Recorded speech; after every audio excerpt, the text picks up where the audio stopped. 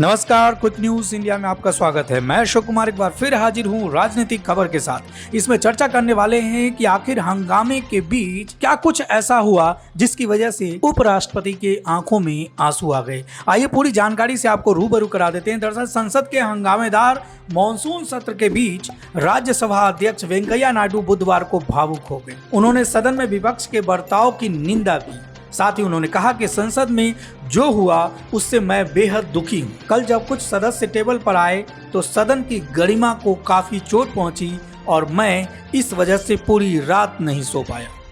सभापति ने विपक्ष की लगातार मांग पर कहा कि आप सरकार को इस बात के लिए मजबूर नहीं कर सकते कि वो क्या करे और क्या ना करे। सूत्रों के मुताबिक सभापति वेंकैया नायडू बीते मंगलवार को राज्यसभा में हंगामा करने वाले और आसन की तरफ रूल बुक फेंकने वाले विपक्षी सांसदों के खिलाफ कार्रवाई कर सकते हैं। आखिर क्या कुछ था मामला, आइए उससे रूबरू करा देते हैं। दरअसल मंगलवार को भोजन के बाद जब राज्यसभा की कार्यवाही शुरू हुई तो उप सभापति भुवनेश्वर कलिता ने कृषि से संबंधित समस्याओं और उसके समाधान पर एक संक्षिप्त चर्चा शुरू करने का आह्वान किया। इस पर विरोध दर्ज कराने के लिए कांग्रेस नेता जयराम रमेश ने कहा कि ध्यानाकर्षण प्रस्ताव के उनके नोटिस को सदन के संज्ञान में लियाए बिना और बिना सहमति के ही चर्चा का समय कम कर दिया गया है, जो एक तरफा निर्णय है। केंद्रीय मंत्री प्रहलाद जोशी ने कहा कि ऐसा कभी नहीं हुआ, लेकिन सदन की राय लेने की जरूरत है तो ले लीजिए। उन्होंने चर्चा शुरू करने के लिए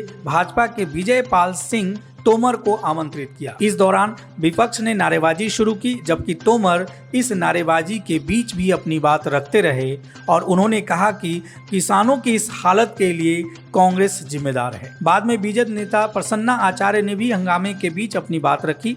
आचार्य जब बोल रहे थे तभी विरोध कर रहे सदस्यों में से एक सांसद महासचिव की मेज पर चढ़ गए। वह सदन की वेल में रहे और नारेबाजी करते रहे। इस दौरान आसन की तरफ उन्होंने रूल बुक फेंक दी।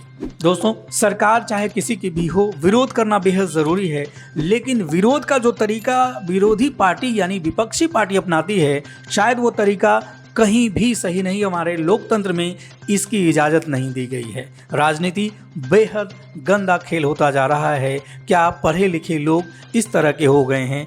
तो आखिर संस्था को क्या कुछ तय करना चाहिए? जो कानूनी संस्थाएं हैं उनको इनके लिए भी कुछ मानदंड तय करने चाहिए, ताकि ये भी गरिमा में रहकर सरकार का विरोध कर सकें।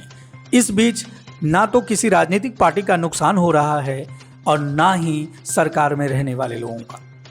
सिर्फ नुकसान जनता का हो रहा है, क्योंकि संसद नहीं चलने से जनता के रोज के करोड़ों रुपए खर्च हो रहे हैं, लेकिन जनता को इसके बदले में कुछ भी नहीं मिल रहा है। अगर आप हमारी राय से सहमत हैं तो कमेंट बॉक्स में लिखकर हमें भेजें। साथ ही साथ ऐसी तमाम खबरों के लिए चैनल को सब्सक्राइब करें, शेयर करें और कमेंट भी करें।